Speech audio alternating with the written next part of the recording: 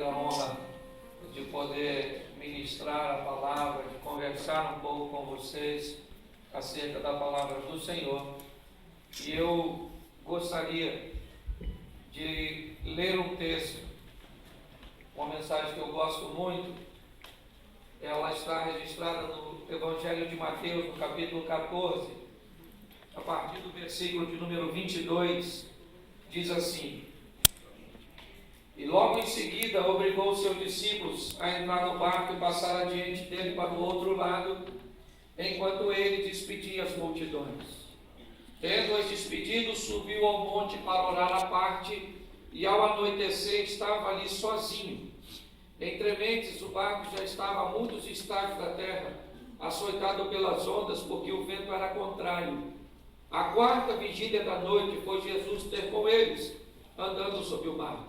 Os discípulos, porém, ao vê-lo andando sobre o mar, assustaram-se e disseram: é um fantasma, e gritaram de medo. Jesus, porém, imediatamente lhes falou, dizendo: tende bom ânimo, sou eu, não temais. Respondeu-lhe Pedro: Senhor, se és tu, manda ir ter contigo sobre as águas. E disse-lhe ele: vem. E Pedro, descendo do barco, andou sobre as águas e foi ter com Jesus. Mas, sentindo o vento, teve medo e, começando a submergir, clamou: Senhor, salva-me. Feche os seus olhos por um momento. Senhor nosso Deus, queremos continuar te ouvindo. Amém. Fala conosco, Senhor. Usa-me como um canal de bênção por tua misericórdia, pelo teu cuidado para com o teu povo. Em nome de Jesus. Amém. Amém. Amém. Glória a Deus. Amém? Amém? Eu quero conversar com vocês hoje sobre viver acima da média, sobre não se satisfazer apenas com aquilo que é bom. Todas as vezes que o bom toma conta do seu coração, ele vai estagnar você, ele vai paralisar você e vai impedir de você viver o espetacular, o sensacional, ou seja, estar acima da média e ir além, certo? Todas as vezes que você disser: aqui onde eu estou, fazendo o que eu estou, da forma que eu estou, já está bom demais, parece, né, que é algo positivo, você já se satisfazer com o bom, só que isso faz o perigo, ou te expõe ao perigo da estagnação, certo? De você parar, mesmo estando numa situação boa e confortável. Eu quero falar com vocês hoje sobre um Deus que trabalha para que vivamos acima da média, que quer que possamos ir além, alcançar e ir aos lugares onde as pessoas não estão indo. O texto fala de um momento muito interessante, onde Jesus obriga seus discípulos a entrarem no barco. Na primeira ocasião que eles entram no barco, eles entram convidados por Jesus. Jesus faz um convite em Marcos capítulo 4, versículo 35, onde ele diz: passemos para outra margem. Mas no texto de Mateus, capítulo 14, verso 22, Jesus não está convidando, porque ele não está mais tratando os discípulos como apenas voluntários. Agora, na verdade, depois de tanta convivência, eles já são discípulos. Então Jesus diz: eu quero que todos entrem nesse barco. Eu não estou pedindo, eu estou mandando. Os discípulos tinham inúmeros motivos para não querer entrar no barco. Um deles é que da primeira vez que estiveram no barco com Jesus, quase que o barco afundou. Foi traumático. E pior, da outra vez Jesus estava com eles. Jesus disse: passemos. Dessa vez Jesus disse: vão vocês que eu vou depois. Ou seja, ele deve ter pensado: se da outra vez eu já quase morrendo com ele, sem ele agora o perigo, né? Então, a situação vai ser problemática. Mas eles tinham que obedecer, eram discípulos, certo? E eles entram no barco, mesmo meio amedrontados, sem saber como Jesus iria, né? Que na verdade eles praticamente usavam um barco só, todos os discípulos dentro. Ele deve ter pensado: como é que ele vai depois? Ele não vai não, hein? Ele está querendo matar a gente mesmo agora. Entraram no barco, E agora, olhe bem, Jesus não precisava se preocupar muito com isso. Ele tinha entre os seus discípulos 4 pescadores profissionais, homens com habilidade para navegar naquele mar. Só que escureceu, a Bíblia diz que o vento era contrário, mesmo eles estando obedecendo. Olha que coisa esquisita. Se você obedece, se você está fazendo algo, né, que Deus está de acordo, normalmente as coisas deveriam fluir a seu favor. Mas nem sempre é assim. Por quê? Porque é na diversidade que nós crescemos. É ou não é? Tem uma história de um indivíduo, ele era um mestre, estava discipulando um rapaz que andava com ele para aprender. E aí então, um dia, ele chegou num lugar meio ermo, remoto, e viu uma tapera, uma casa muito simples. Se aproximou, uns meninos sujos, raquíticos, magrelos, um homem sem perspectiva de vida. E ele começou a conversar com aquele homem. O discípulo apenas observava. E ele disse: por que sua vida está assim? Ele disse: moço, aqui é muito difícil onde nós moramos. Tudo que eu tenho é uma vaquinha. Então a gente tira leite dessa vaquinha, toma o leite, faz o queijinho, negocia o leite que sobra. Não dá para melhorar de vida. Sabe? É isso aqui, tá bom, vou fazer o quê? Aí o mestre se despediu. Quando está indo embora, andaram mais ou menos uns 500 metros, eles viram a vaca. O mestre falou para o discípulo assim, tinha um precipício. O mestre falou para o discípulo assim: empurra essa vaca no precipício. O discípulo falou: que é isso, mestre? É o único sustento que eles têm. Mata essa vaca, empurra ela. E o discípulo, muito contrariado, empurrou a vaca, que caiu lá, que levantou, todo morreu. E ele falou: agora vamos correr. Sai correndo o mestre e o discípulo. Os anos passaram, o discípulo se tornou mestre, seu mestre morreu. E ele então, fazendo uma peregrinação, passou por aquelas terras e lembrou daquele lugar. Então foi ver como é que estava a situação. Chegou lá, não era mais uma tapera, era uma mansão, uns meninos bonitos, vistosos, um homem bem aparentado. E aí então ele disse assim: eu me lembro do senhor, uns 20 anos atrás eu passei por aqui. Ele disse: mas o senhor morava numa tapera, uma situação muito difícil, o senhor mesmo relatou para o meu mestre. O que aconteceu que mudou a sua vida? Ele disse: uma fatalidade. Aquele dia que vocês me visitaram, minha vaca escorregou e acabou falecendo. E com a morte da minha vaca, nós não tínhamos mais a vaca. Eu fui obrigado a cultivar a terra, e a terra era boa, e nós fomos cultivando, fomos ampliando, compramos novas terras. Às vezes, você, para mudar de vida, precisa matar uma vaquinha. Que você vai ter que determinar o nome dela, eu não sei qual é, mas você precisa entender que está na hora de você viver o sobrenatural, algo que vai além. A Bíblia diz: tudo que vier a tua mão para fazer, fazer conforme todas as suas. Você tem que entender que quem vai te honrar não é o homem, é Deus. Amém. Então por isso queira para a sua vida a excelência. Viva com Deus o sobrenatural. Isso aí. Se o seu chefe, o seu encarregado, se o seu superior, se ele não reconhecer, não se preocupe com isso, porque Deus está observando e vai te levar para um lugar melhor, para uma situação melhor, vai mover a seu favor. Então saia de sua zona de conforto. Os discípulos estão amedrontados no barco. Jesus disse: vão, vocês que eu vou depois. Escureceu, ele não disse que horas ia. A adversidade está ali, o vento contrário, e eles são obrigados a manobrar de uma maneira mais hábil sua embarcação, que na verdade é a representação da nossa vida. Olha só, na 4ª vigília da noite, sabe que horas é isso? Tu deve estar pensando: pastor, eu não sei nem que horas é a primeira. A primeira vigília começa às 18 horas e muda de 3 em 3, ou seja, de 18 a 21 horas, primeira vigília, de 21 à meia-noite, segunda vigília, de meia-noite às 3, terceira vigília, de 3 às 6, 4ª vigília, e aí às 6 horas já entra na contagem deles, a hora primeira, a hora segunda, é assim que é contado. Ou seja, Jesus vai se encontrar com eles a partir das 3 da manhã, tudo escuro, vem ele andando sobre as águas. Tu acredita nisso? Botou Isaac Newton no bolso nessa passagem.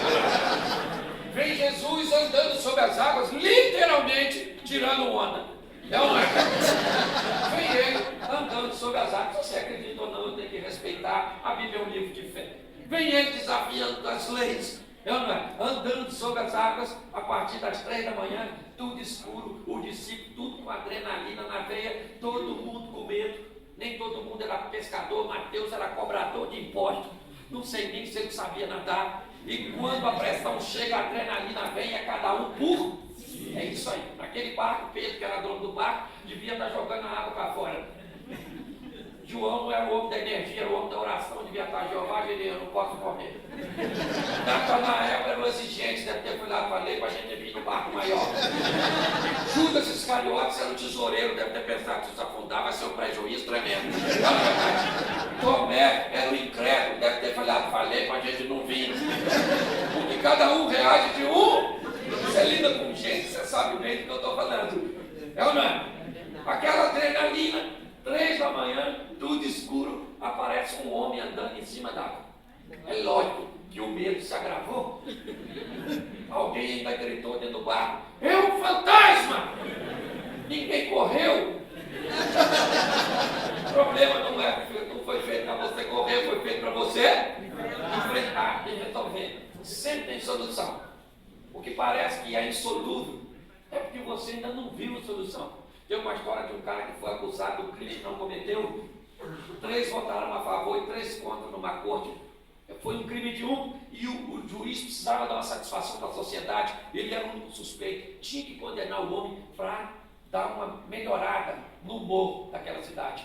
O juiz sabia que as provas não eram contundentes, mas precisava incriminá-lo. O juiz então disse o seguinte: eu vou te dar uma oportunidade, rapaz. 3 votaram a favor e 3 contra. Então, eu vou fazer o seguinte: eu vou deixar a justiça de Deus prevalecer. Eu vou escrever no papel absolvido, no outro condenado, e você tira. Essa vai ser a sua sentença. Só que o juiz, querendo condená-lo, escreveu condenado nos 2. Ninguém ia questionar. A outro papel ia ficar com ele mesmo, o cara só ia abrir um. O juiz escreveu condenado nos 2 e deu para ele. Tinha saída? Não. Mas o rapaz disse, Deus vai me livrar daqui. O juiz pensou, duvido. Nem condenado nos 2. O rapaz falou, Deus vai me tirar dessa. O juiz falou, não tira. Porque se aparecer escrito absolvido num papel desse, até eu acredito no seu Deus. Só que o juiz está só pensando. O rapaz chegou lá, tirou o papel, o juiz imediatamente guardou o outro, e o rapaz disse, para que vocês saibam que eu acredito no meu Deus, e sei que ele vai fazer algo por mim, eu não quero nem saber o que está escrito nesse papel, o meu. Quando ele comeu o papel, o juiz teve que abrir, o outro estava escrito o quê? Então o que ele comeu tinha que estar escrito o quê? Ele falou, eu estou indo embora. Tem que criar uma saída. Você está entendendo? Como diria Harrison Ford, olha só, se você disser que não tem jeito, vai acontecer o que você falou. Olha só, o posicionamento dele, para todo mundo, uma situação difícil. Já gritaram, é um fantasma. Teve um escândalo naquele barco e não tinha mulher, era só homem. De repente, no meio daquelas pessoas, um indivíduo se destaca, vai para a lateral do barco e diz assim, é o senhor mesmo? Note que ele não tem nem certeza. Depois você lê. Ele diz, se for o senhor, manda eu ir aí, em cima d'água. Se tu estivesse lá, fala sério. Qual era o local mais seguro nessa ocasião? Qual era o local mais seguro? Se você estivesse lá, onde você ficaria? E esse é o problema. Você quer viver o sobrenatural, mas quer ficar no conforto da mesmice. Está na hora de você fazer o que ninguém está fazendo. Que a hora que você fizer o que ninguém está fazendo, você vai viver o que ninguém está vivendo. Você está reclamando de uma vida. A única voz que o seu futuro escuta é a voz da sua semente. Você tem a vida que merece. Você tem um casamento que merece. É duro falar isso. Mas é verdade. Deus não se deixa escarnecer. Tudo que o homem semear, isso também ceifará. Então, se você não gosta do que está fazendo, não está recebendo mude o que tu está fazendo. É meio filosófico, mas a vida é como um eco. Está fazendo ai, vai ouvir o quê? Ai, ai, ai, ai.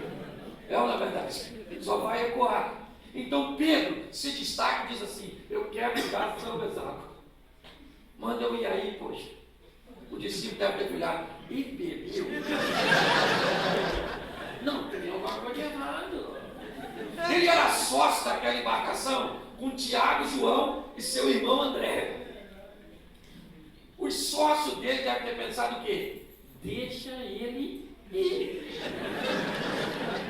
Ele não quer ir. Deixa eu falar uma coisa para você. Quem não faz nada de novo, detesta ver você fazendo. Quem não sai do barco, detesta ver você sair. Aliás, quem fica no barco, ainda torce para tu afundar. É ou não é? Você diz que vai fazer algo de novo, você diz que vai caminhar para um novo empreendimento, vai investir mais em você, no seu futuro, porque você tem novos sonhos, uma nova perspectiva. O que as pessoas falam? Vai dar certo não.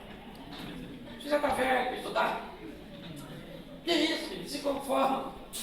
O pessoal fica torcendo. Pedro sai do barco e vai andar sobre as águas. Lá vai ele, andando. Sabe qual é a diferença desse texto? Ou desse texto? Vamos imaginar um culto na igreja dos discípulos, dos apóstolos. A igreja cheia. E naquela noite alguém diz assim: gente, gostaríamos de contar um testemunho. Esta semana nós vimos um homem andando sobre, mas naquele culto, um homem poderia se levantar dentro daquela igreja e dizer: gente, o homem que eles viram andando sou eu. Porque quem sai do barco conta milagres a respeito de si mesmo, enquanto quem fica no barco só conta milagres a respeito dos outros. Glória a Deus. Está na hora de você definir quem é que você quer ser. Você quer contar histórias alheias? Está na hora do milagre parar de acontecer ali e começar a acontecer aqui. Na sua vida, na sua casa. Você está entendendo? O que eu vejo são pessoas que se paralisam diante de uma conformidade. Não interessa se ninguém está fazendo. Não espere ser ovacionado quando fizer algo de novo. Mas o que você tem que entender é que você tem que almejar o melhor. Você tem que ir além. Esses dias eu estava conversando com o cara falou: pastor, eu sou contra esse negócio de crentes ter uma vida financeira próspera. Eu falei: ô indivíduo, eu sei que essa história de teologia de prosperidade, que todo mundo vai ser rico, isso não é possível. Como é que todo mundo vai ser rico no mundo? Você fura o seu pneu, o borracheiro está onde? Nos Emirados Árabes. A família dele. O borracheiro é milionário. Você quer tomar um lanche no McDonald's, a menina que atende está onde? Em Cancún. Não lá. Está lá. Então, observe bem. Mas você tem que entender que você tem que querer o melhor. Abraão era rico. Era. O Isaac, o Jacó, o José, o Jó, o Davi, o Salomão. E quando chega na minha vez, eu tenho que ser pobre. Engraçado, né? Os caras já tinham um montão de mulher, eu só posso ter uma, ainda vou me deixar pobre. Então, o que eu quero que você entenda é que você deve buscar para a sua vida, para o seu local de trabalho, para a sua família, a excelência. Entendeu? É isso que Pedro está dizendo. Eu quero viver acima da média. É isso que ele vai fazer. Ele vai andar sobre as... Quem andou com ele? Quem saiu do barco para ir atrás dele? Não. Quem saiu do barco para ir atrás de Pedro? Ninguém. É isso que você tem que entender. Muitas vezes nós queremos ser ovacionados. Nós queremos um reconhecimento. O reconhecimento que você vai receber vai vir da sua decisão, da sua atitude. Pedro vive com Jesus coisas que ninguém viveu. Por quê? Porque ele fez com Jesus coisas que ninguém fez. A Bíblia diz que o discípulo a quem Jesus amava e que se reclinava no peito dele, quem era? João. E João não vive com Jesus a metade do que Pedro viveu. E olha que João foi o último discípulo a falecer. Mas quem viveu intensamente, sabe, foi Pedro. Então, você precisa estar estimulado a viver com Deus uma vida intensa, a provar, a ver o que Ele tem a te oferecer. E assim que funciona. Então, a primeira coisa que eu quero ministrar para vocês aqui, nesse início, é: saia do barco. Faça algo que você nunca fez. Pelo seu casamento. Quem aqui é casado? Levanta a mão. Isso, faça para sua mulher o que você nunca fez. Você vai ganhar dela porque você nunca ganhou.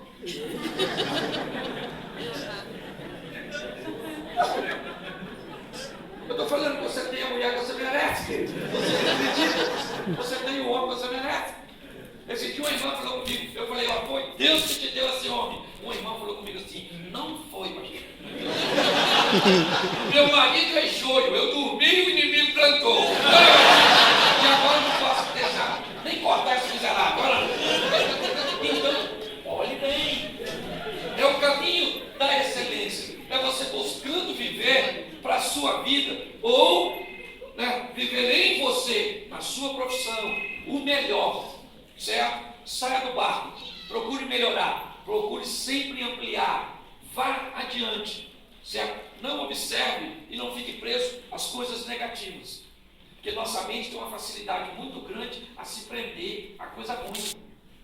Quer ver se eu falasse assim agora: hoje você vai ganhar 1 milhão. O que sua mente ia pensar? Legal, 1 milhão. Mas quem é que vai me dar 1 milhão? Os pastores é doido. Não conheço ninguém que tem 1 milhão, ainda mais para me dar. Claro que eu não acredito nisso. Agora, se eu falar assim: hoje você vai ser atropelado. Você foi lá. Viu o que ele falou? Eu vou ser atropelado. Quem será que vai me atropelar? Caminhão, será que eu vou morrer? Eu nem vou embora hoje, vou dormir aqui para trabalhar amanhã. Porque é verdade, nossa vida tem uma facilidade muito grande a se prender diante de coisas negativas. Não, está na hora de você olhar e dizer: eu posso ir além, eu posso fazer mais. Não para o homem, não, mas para Deus que governa a minha vida. Jesus disse: meu Pai trabalha até agora e eu trabalho também. O objetivo. Então, eu mostro para vocês um homem que vive acima da média. Eu quero te mostrar 3 homens com 4 atitudes. O primeiro é a ousadia de Pedro, de querer sair do barco e andar sobre as águas. E note que ele anda bem no começo, mas quando ele está quase chegando, o que diz o texto? Mas olhando para o vento, teve, enquanto ele olhava para Jesus, ele mantinha o foco e se mantinha de pé. Quando ele perde o foco, ele olha para o vento e diz: gente, isso que eu estou fazendo é perigosíssimo. Olha, só eu. Quem veio? Se você perde o foco, você começa a submergir. Ele começa a submergir. Por quê? Por que a Bíblia mostra isso? Porque Pedro não é super-homem. Pedro é um homem comum. Aliás, eu detesto super-homem. Que o cara que veste a cueca por cima das calças não merece. O cara que sabe nem se vestir vai ser meu herói. Mas o que você tem que entender é que os bem-sucedidos, a diferença deles para os fracassados é que eles têm decisões que os fracassados não têm. É só isso. Deus não tem panela. Aliás, você olha para muita gente que nem professa uma fé cristã e tem uma vida muito mais regular do que muita gente. Por quê? Por causa de posicionamento, de postura. Isso não tem nada a ver com salvação. É outra história. Entendeu? O cara pode ser bem sucedido e vai para o inferno, mesmo que ele não acredite no inferno. Essa não é a exigência que o diabo tem. Inferno. Pode chegar no inferno e falar, eu não acreditava em você, não. O diabo vai falar assim, é aqui mesmo. Esse negócio de fé é só pro concorrente. Olha, meu cara. Entra, senta nessa cadeira pegando fogo e já pode atender. Se você não acredita, um dia a Bíblia diz que todo joelho se dobrará, toda língua confessará, todo olho. Tranquilo, eu não estou aqui para empurrar a minha fé com ela abaixo das pessoas. Agora eu também tenho que ter maturidade. Que as decisões me trazem vitória. Seja eu cristão ou não. É igual o camarada, vai estudar. Ela não gosta de estudar. Esse dia um garoto falou comigo, pastor, o senhor prega tão bem, queria que o senhor orasse para que eu fosse médico. Eu falei, lógico, meu filho, uma boa profissão. Ele disse, mas eu não gosto de estudar. Eu falei, mas aí não vai dar. Ele disse, mas a Bíblia diz que Deus pode fazer todas as coisas. Eu falei, o cara conhece, ele não conhece Deus, mas conhece a Bíblia, né? Eu falei, Deus pode fazer você virar médico sem estudar sim. Aí ele ficou confuso. Eu falei, vem cá que eu vou orar. Ele falou, você é médico? Eu falei, sem estudar? Eu falei, lógico, filho. Coloquei a mão nele e falei, Senhor, toma esse menino, leva ele para a Amazônia. Põe ele numa tribo indígena, promove ele a pajé. E deixa ele fazer medicina alternativa.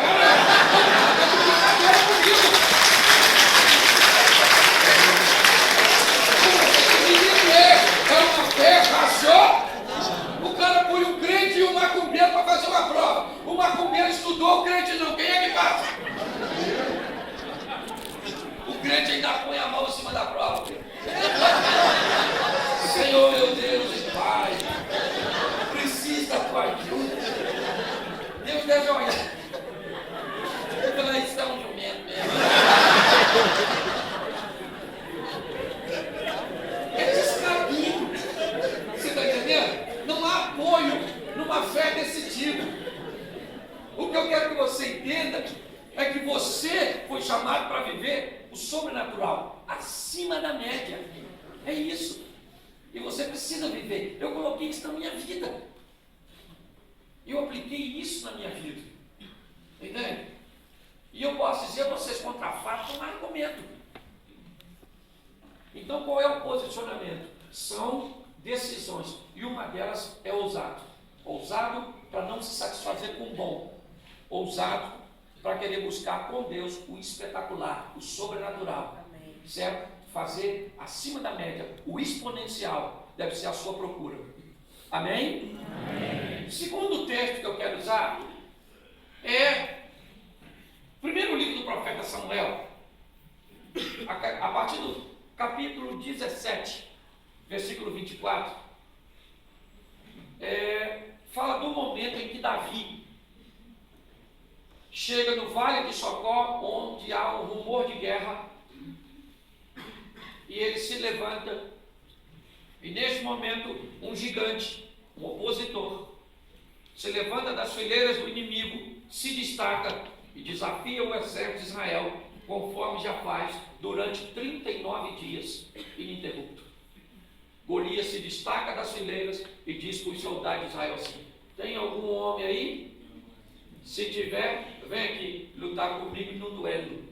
O cara tinha quase 3 metros de altura. Campeão dos filisteus, especialista em duelo. Ganhou todas as suas batalhas por nocaute permanente.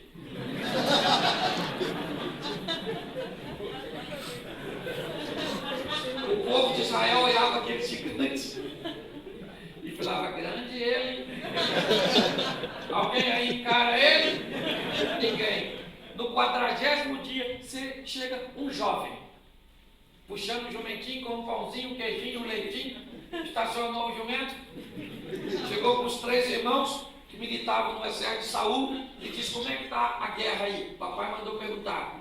Os irmãos dele falaram: está tudo sob controle do gigante.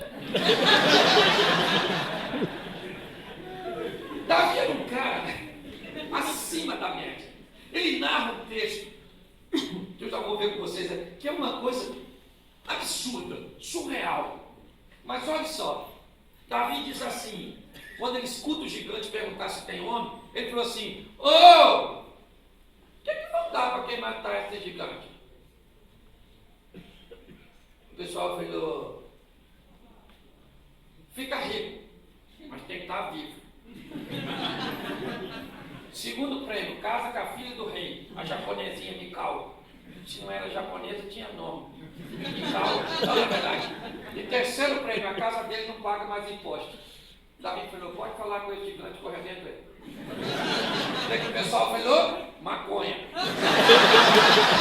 Os meninos estão drogados, fumam pedrão de crack, não é verdade? Porque é isso que eu quero que você entenda. Todas as vezes que uma oposição se coloca, todos aqueles que primeiramente resolvem dizer que ela tem solução, que vai se resolver, que vai se equacionar, são vistos como malucos. Se alguém diz que não dá, então todo mundo diz que não dá. Até que apareça alguém e diz: vai dar certo. Davi falou: mata esse gigante. O pessoal falou: doido mesmo, né? Isso é juventude.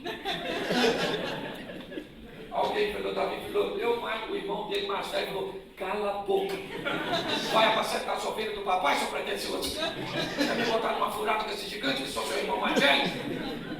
Davi falou: o que eu fiz, gente? Alguém falou: ele vai encarar o gigante? Falou que vai. Leva esse menino para Saul, para ver se o rei autoriza. Levaram o menino, ou o jovem, para Saul. Chega aquele garoto. Alguém falou: ô Saul, esse menino falou na frente de todo mundo que quer encarar o gigante. Se ele perder, nós nos tornamos escravos dos filisteus. Você vai deixar? Saul falou: pode ir embora, deixa que eu converso com ele. Falou: Davi, você não está entendendo. Você não pode pelejar contra aquele gigante. Ele é matador profissional. Ele quase matou a mãe dele quando ele nasceu. Você não pode pelejar contra esse cara. Ninguém pode. É ou não é? Quando Saul deve ter falado assim: menino, olha só, você é o cara que toca para mim dormir. Eu já estou cheio de problemas. Não arruma mais um para mim não. Não tem cadernal, Lex Sotano, não tem nada. Você morre aí é que eu não durmo. Não é verdade? Davi falou: ô Saul, deixa eu falar uma coisa para você. Estava eu apacentando as ovelhas do meu pai, quando saía um leão e pegava uma ovelha. Eu corria atrás dele, tomava a ovelha da boca. Gente, construa essa imagem na sua cabeça. Um leão com a ovelha na boca e um garoto correndo atrás. Leão é um bicho, você corre dele e não atrás dele. Até porque na mente a suposta ovelha já está. Mas o que Davi está dizendo é o seguinte: se a ovelha está morta ou viva, eu não quero saber. O que eu quero saber é que ela não é dele, ela é minha. E eu vou atrás dela. Hoje está faltando gente para correr atrás. O leão está querendo abraçar alguém da sua família, engolir ele, e você fica igual um panaca olhando. Nós estamos vivendo valor. Gente, o mundo está de cabeça para baixo. Hoje é o pote que está fazendo xixi no cachorro. E está todo mundo achando perfeitamente normal. Eu trabalho com família, esse dia fui para Brasília. Os deputados me colocaram lá e disseram: pastor, o que o senhor acha que nós podemos fazer para melhorar a família? Eu não aguentei. Eu falei: gente, a gente votou em vocês porque achava que vocês sabiam.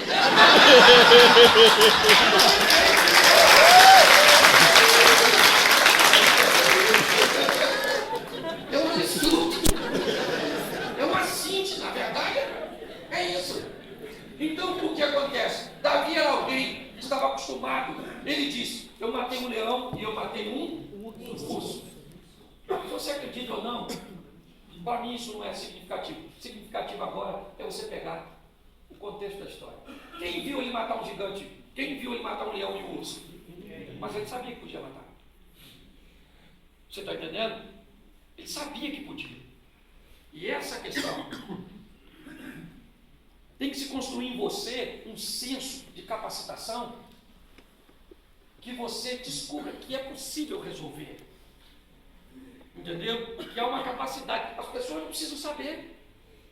Davi sabia que ele tinha matado um leão e um urso. Quando o gigante apareceu, ele disse: eu mato o gigante. O pessoal disse: você não pode ir, você é um menino, ele é um guerreiro, ele tem armas, você não tem nada. Ele disse: mas eu sei que eu posso fazer, porque eu não vou lutar com ele pelas minhas forças, eu vou lutar para ele com ele, em nome do Senhor que eu sirvo. E o Deus que eu sirvo vai me dar vitória, porque ele me capacitou para vencer um leão e um urso. Saul falou: então vai com Deus, meu filho. Foi um prazer ter te conhecido. Você quer encarar o gigante? Vai lá, pelo menos vai ter alguém aí para nos representar. Senão nós vamos perder para o WO. Davi passa num riacho e pega quantas pedras? Quantas? 5 pedras. Por que ele pega 5? Isso daí ele queria que errar. Se ele pega uma só e erra, você tem que ter sempre na sua sacola uma reserva de fé, de resistência. Se não der certo, acabou. Não é assim. Esse dia eu fui pregar numa igreja, tinha gente pendurada até na janela. Eles lotaram. E o pessoal cantou os jovens, cantou as crianças, cantou os adolescentes, cantou todo mundo, a hora está passando. Eu falei: meu Deus, que hora que eu vou pregar nisso? O culto acabava 9h15. Falaram: agora vamos ouvir a poderosa palavra do Senhor. Aí eu pensei comigo: essa hora tem que ser poderosa, né? O pessoal já estava querendo ir embora. É que eu não ligo. Quando eu estou pregando e alguém sai, a minha cabeça diz assim: está tão bom que ele foi chamar mais gente. Eu aprendi a lidar com essa diversidade. Entendeu? Eu não faço esse negativo. Entende? Eu aprendi a me colocar assim. Para mim vai dar certo se eu levantar de manhã e tiver um montão de estrume. Eu quero saber cadê o meu cavalo. Eu não tenho. Minha mulher diz: cara, você tem sangue de barato. Eu digo: não, filha. A Bíblia diz que no final vai dar tudo certo. Que a vitória é nossa. Quem falou isso? Jesus. Então, ele não mente. Se não está dando certo, é só por uma questão. Ainda não é o final. No final vai dar tudo certinho. Mas parece que o caos está se instaurando. Eu não é? Davi olhou e disse: eu vou matar esse gigante. Passou no riacho, pegou 5 pedras e lá vai ele. Lá vai ele. Chegou lá no campo de batalha, está todo mundo lá. Aliás, eu não sei o que Israel está fazendo lá, porque ninguém acredita que ele vai ganhar. Eles tinham que arrumar as balas e fugir, porque depois que Davi perder, eles vão se tornar escravos dos filisteus. Mas como a gente sabe, não é de hoje. No engarrafamento, a batida é do lado de lá e engarrafa do lado de cá. Pode ver desgraça. O pessoal está lá para ver. Vamos ver esse menino morrer. Vambora, esse garoto. Anda, esse mititivo que quer encarar o gigante. Davi então chegou, o Golias já está lá, toda de sua indumentária de guerra, o placar é a favor dele. Davi chegou, Golias falou assim: garoto, está pensando que eu sou algum cachorro? Ou você vinha a mim com esse pedaço de pau e essas pedrinhas? Eu vou matar você. Note que a guerra começa já no campo psicológico. Eu vou matar você, garoto. Eu não vou deixar ter nem enterro. Eu vou abrir você e os cães vão te comer. Imagina o pessoal de Israel. Agora ele se lascou. Gente, que é isso? Se Golias calmo é perigoso, imagine nervoso. Ele já deu a sentença. Israel devia estar assim, ó, no campo de batalha. Pronto para correr. E os filisteus assim, pronto para seguir. Quando Golias acabou de falar, Davi falou: ô Golias, eu vou matar você hoje. Eu vou dar uma pedrada nesse cabeção seu. Por que Golias tem uma lança e Davi tem uma pedra? Porque ele era um exímio atirador de pedra. Era o que ele sabia fazer bem. Ele andava o tempo inteiro com aquela tiradeira, tacando pedra nos bichos, brigando nas árvores. Ele era bom naquilo que ele fazia. Querido, você vai fazer algo, seja um exímio. Vai fazer, faça o melhor. Davi era bom na pedrada. Para quê? Saul falou: vai por minha armadura. Davi falou: vou não. Você vinha andar com isso? Pegou um robô, igual um otário, na frente do gigante. Tirou a armadura, pegou a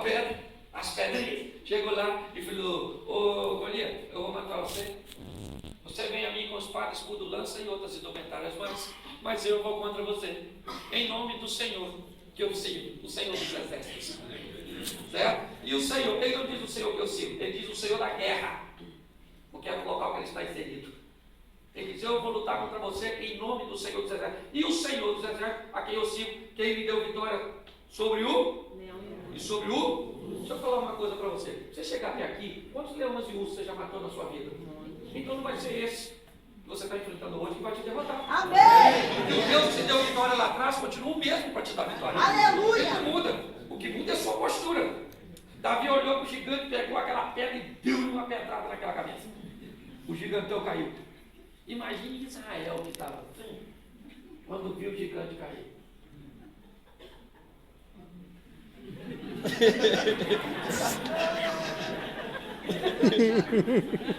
E os filisteus que estavam assim, Babou. deu ruim. Olhe bem, o posicionamento de Davi foi tão intenso, sua coragem foi tão grande, que ela inspirou o exército inteiro a correr atrás dos filisteus. Por quê? Porque era alguém que tinha uma coragem. Olha só, o texto nos fala primeiramente de um homem que sai para andar sobre as águas e nos mostra uma ousadia para viver o sobrenatural. Mas uma ousadia sem coragem não te leva a lugar nenhum. Davi agora, olha bem, é corajoso para enfrentar o gigante, para ir além, para viver com Deus acima da média. Ele se torna um herói nacional em Israel. Ele chega ovacionado pelas mulheres na janela. Quando ele entra com aquele cabeção de Golias que ele cortou, a mulher tudo gritando: chegou o machão. Para pensar, um cara que vivia acima da média, certo? O terceiro exemplo que eu quero dar a vocês, ele é o exemplo de um homem chamado Gideão na Bíblia. Talvez você não conheça, mas havia um problema em Israel. Tudo que eles se propunham a cultivar, uma nação inimiga invadia depois do cultivo, próximo à colheita, para se beneficiar daquilo. Israel não tinha um exército, Israel não tinha uma estrutura para se defender. Ou seja, diante dessa situação, houve um enfraquecimento econômico, social, houve um enfraquecimento à autoestima, à autoimagem de um povo que foi chamado para ser vencedor, agora se vê como derrotado. No meio desse caos, após um momento de clamor, Deus vai levantar um homem para defender. E este homem estava malhando trigo no lagar. Capítulo 6, Juízes, versículo 11. Gideão estava malhando trigo no lagar para se esconder dos midianitas. E eu gosto desse posicionamento. Por quê? Porque lagar é para beneficiamento de uvas.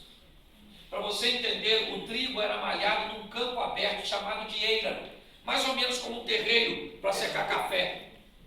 Ou seja, para malhar o trigo se precisava de um local amplo, mas o texto diz que Gideão estava malhando o trigo no lagar.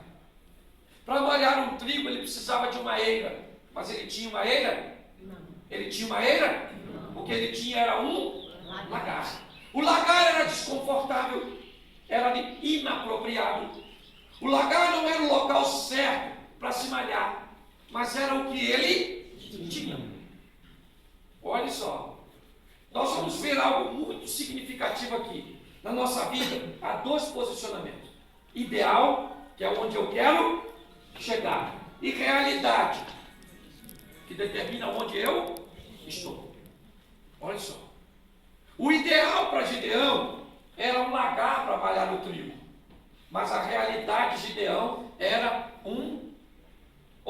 uma eira para malhar o trigo. O lagar era o que ele tinha, era apertado, desconfortável, mas era a realidade dele. Você precisa entender que seja qual for a sua realidade hoje, ela é o ponto de partida vida para você alcançar seu ideal. Certo? O que você tem que aprender é a se posicionar, é a focar onde você deseja ir. Olha só, há um tempo atrás, eu tinha um Corsinha a gás. Um Corsa. Pensa num bicho para quebrar. Era meu Corsa. Ele não podia ver um reboque, ele ligava o alerta sozinho. Uma vez eu estava viajando para São Paulo para pregar, ele quebrou em Taubaté. Eu liguei para um pastor amigo, ele falou: Cláudio, leva para um mecânico que é meu conhecido. Eu chamei o reboque, mandei rebocar. Quando ele desceu em frente à oficina, que o mecânico entrou, pegou, ligou a chave, ele funcionou. O mecânico falou: pastor, o que ele tem? Eu falei: vontade de andar de reboque. É explicativo para isso. Se ele batesse, eu ia morrer de tétano. Tanto coisa que eu tinha. E uma vez eu fui pregar numa igreja, no final o cara foi me ajudar a levar um negócio no carro. Ele falou, olhou meu carro e fez exatamente assim, ó. Eu de terno, gravado, vestido de pastor, né? E aí, eu falei: o que você está falando? Ele falou: ô pastor, os carros do senhor são muito ruins. O senhor não tem vergonha de andar nele, não? Eu falei: tenho. Eu paro até longe para ninguém ver.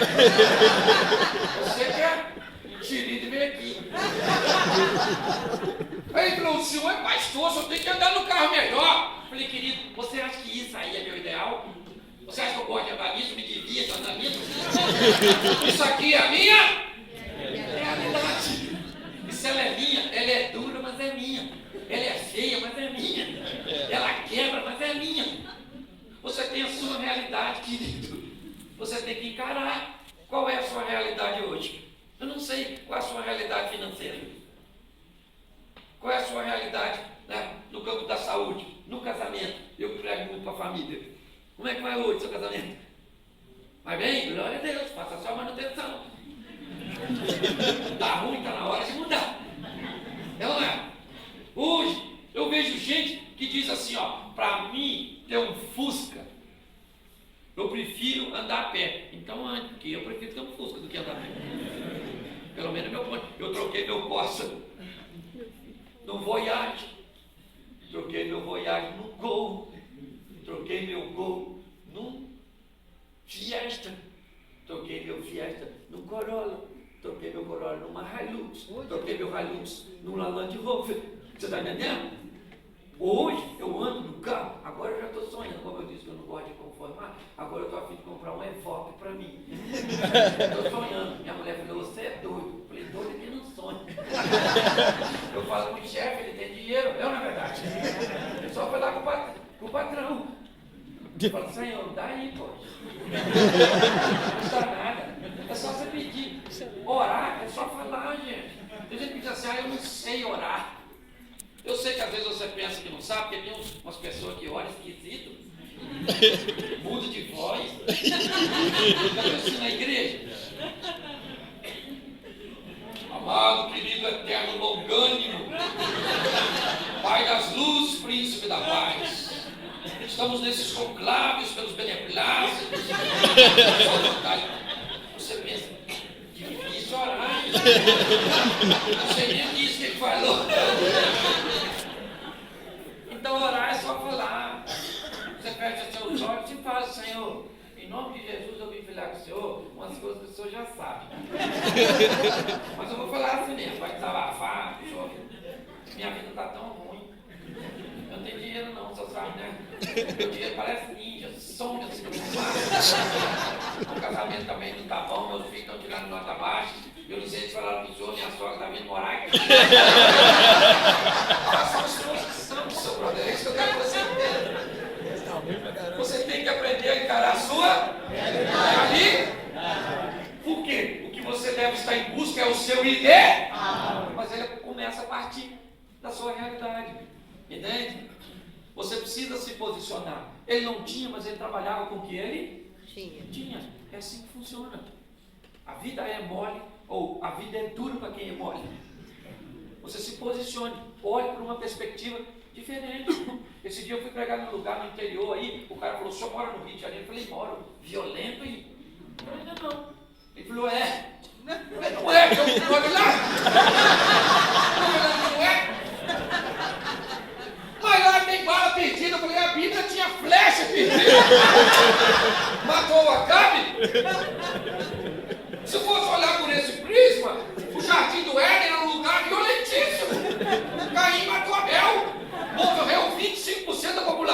só.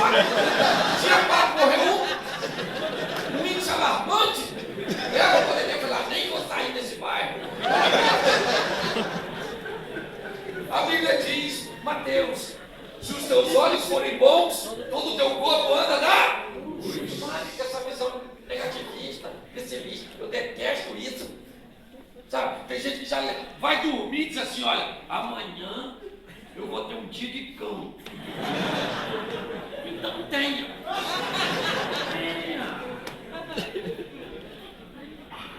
Olha, amanhã tem tanta coisa, não vai dar para resolver. Isso é coisa. Você tem que de noite falar assim, amanhã eu tenho um montão de coisa para fazer e no final do dia tudo aquilo que eu me propus a fazer vai estar realizado, feito. Você está jogando contra você, chutando contra o seu gol. Isso não é pensamento positivo não, é que há poder nas suas palavras. Gente, sabe de uma coisa? Sofrer é verbo. E é um verbo que foi criado não para ser vivido. Entendeu? Não viva isso. Sofrer todas as vezes que você conjugar o sofrer, pode até conjugar, mas não na primeira pessoa. Segunda, manda bala. Pode sofrer. Ele sofre. Nós sofremos? Não. Eu sofro? Tu sofre. É assim. Esse dia uma senhora falou comigo assim, pastor, a minha vida acabou. Eu falei, acabou, moço? Por quê? Aí falou, meu marido morreu. Você não soube não? Eu falei, soube, mas a frase está errada. Acabou a vida? Do seu marido, não foi da senhora? A senhora ainda está legalzinha, então a gente está aqui. Eu estou aqui para puxar ninguém para trás, gente. Eu vim para motivar as pessoas. Uma moça falou comigo assim, pastor, o senhor ora por mim, porque eu tenho câncer, eu vou morrer, pastor. Eu falei, senhora, fique tranquila, que eu não tenho câncer e também vou. Todos nós estamos numa fila invisível da morte, onde ninguém sabe o número de sua senha. Qualquer momento alguém grita, 17, era você. A morte é democrática. Mas aí ela falou comigo assim, o senhor ora por mim, pastor, porque Deus cura, não cura? Eu falei, claro que cura, eu acredito nisso. Ele é o Jeová Rafa, o Todo-Poderoso. Aí ela falou, o senhor ora para mim? Eu falei, ora e Deus vai te dar vitória. Ela falou, amém, pastor. Eu botei a mão nela e falei, Senhor, o senhor pode curar essa moça? Ela tem um câncer, o senhor pode livrar ela dessas células cancerígenas. Eu quero pedir ao senhor, entra com providência a respeito dela. E se o senhor curá-la, todos nós vamos ver a sua glória. Mas se o senhor não curá-la, ela vai ver a sua glória. Quando eu abri o olho, ela estava olhando para mim assim. Eu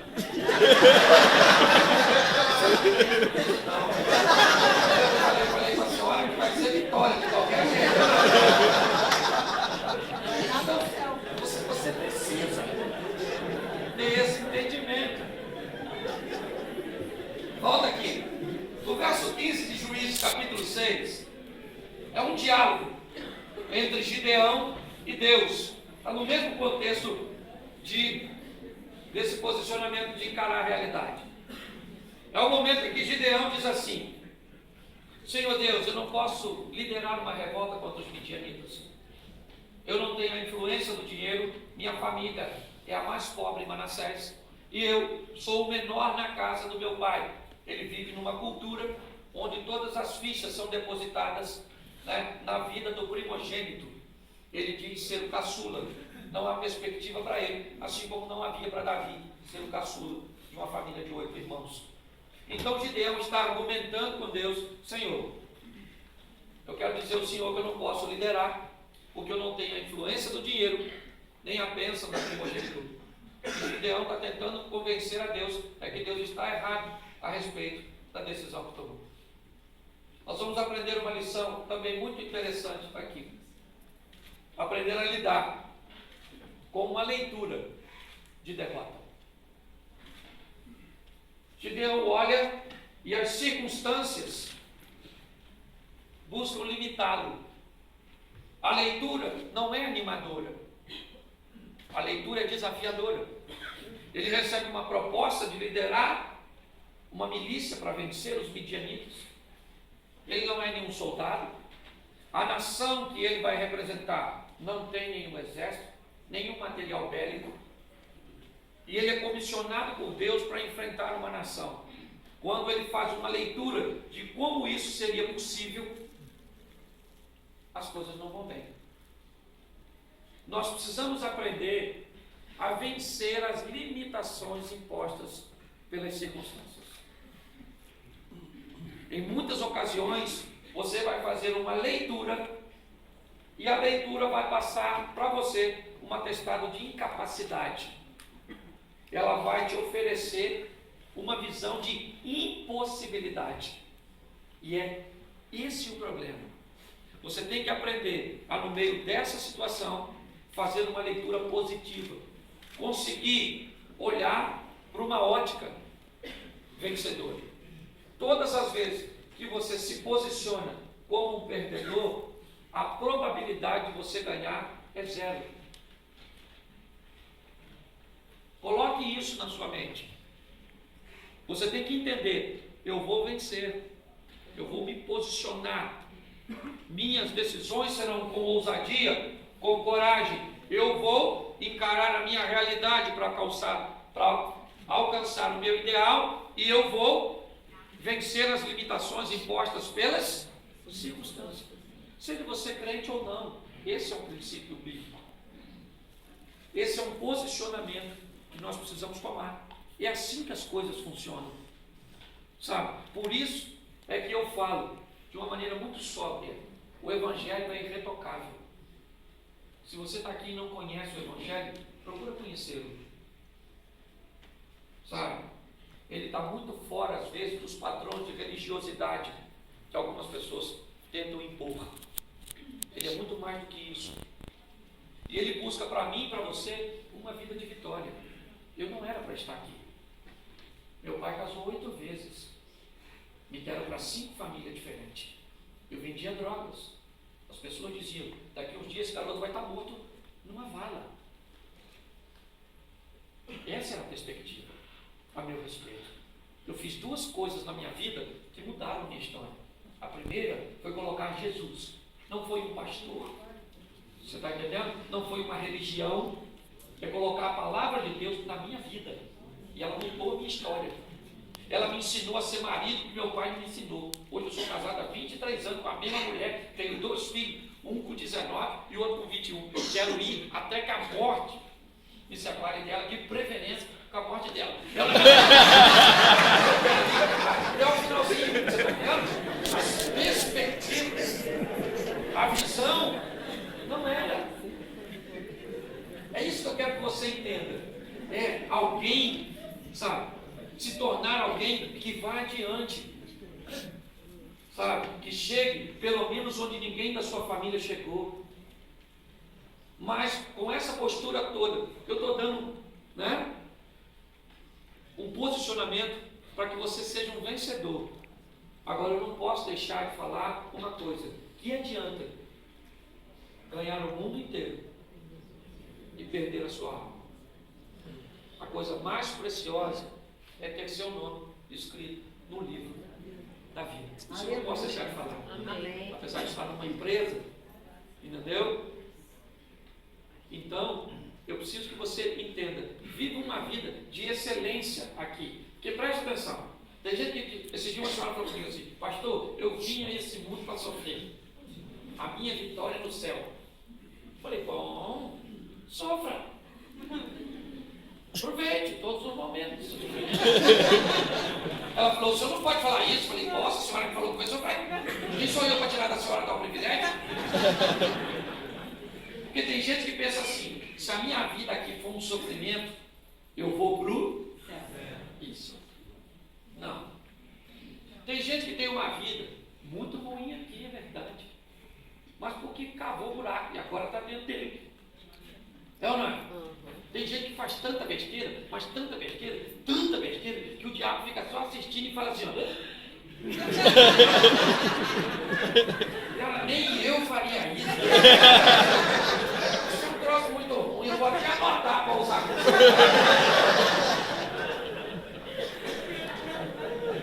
É a grande verdade, eu vejo muita gente assim. Então, tem gente que vai ter uma depois vai para o céu, não tem? Tem? Tem gente que vai viver uma vida muito ruim aqui e depois ainda vai para o inferno, não tem? Tem gente que vai viver uma vida excelente aqui e depois vai para o inferno, não vai? Mas tem gente que vai viver uma vida excelente aqui e depois. Amém. Tu tá afim de ser quem? Então é contigo mesmo. Seja ousado, corajoso, encare sua realidade e vença as limitações, não importa qual é a circunstância. Não é mágica, é atitude, decisão. É o que eu falei, é a voz que o seu futuro escuta, é a voz da sua semeadura. Faça hoje, colhe amanhã. É assim que funciona.